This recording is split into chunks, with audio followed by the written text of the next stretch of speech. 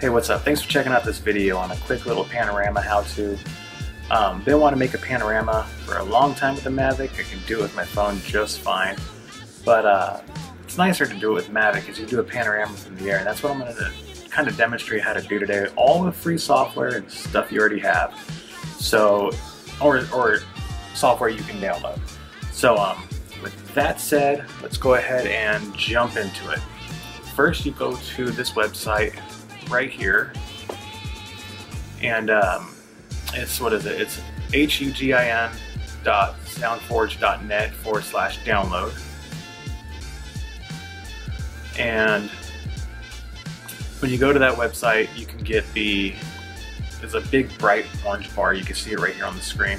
It says Get Huggin' Now. Just go ahead and click on that link and pick your Windows or Mac, whichever one you have, download it, install it. Again, it's free. I'm running it, as you can see right here, in just a second. But that's what I actually use to do my panorama. It's really easy. So what you do is you just open up the app. Let's go ahead and start over here from the beginning. So you go to the app. Sorry, my kids play Minecraft. And then it's really fast too. But it looks really confusing at first, but it's super easy. You just go to your load images, and you pick the images that you set up in your panorama. You can do different grids, different columns, however you decide to shoot. I shoot in tripod mode. That way I get the best stitching points, as you'll see in just a second. And the program automatically does everything, so really you don't have to do much. I did 4 pictures just to get out there for an idea, but you can do, I don't know, I've seen people do 42. I've done a complete 360, what's it called? 360 VR view, so you can actually see it in VR. Done that before. Turned out pretty good, but yeah, you just pick your images, and at first you can see that it looks really like you're looking at the same thing. It doesn't look quite right just yet, but here at the top of the screen you'll see step number 2 is align. Just click align, and it's going to go through the process to align all the images, find all of the focal points that it can actually attach to, and it's going to do all the stitching for you. It's really that easy. So while it's doing that, I'm going to go ahead and fast forward. Boom. That easy. I didn't fast forward it much either. I'm only waiting for like 45 seconds or so. But you see how it has this box that it already highlights out. That's automatically pulling that box based on the image lining that's available, so you can get like a full, perfect panorama. But once it stitches everything together, you have this. It's as easy as this. You click on Create Panorama. Pretty hard, huh? I usually go with the exposure corrected. That's just easy. I know it's a low dynamic range, but it still does a phenomenal job. And then you have to save the project. You can delete it after it finishes, but right now it's going to go through, let's see, to pull up this back part, it's going through the stitching process right here. So right now it's just connecting everything together. I'm going to fast forward, and I'll be back in a second to show you the final product. Done. That easy.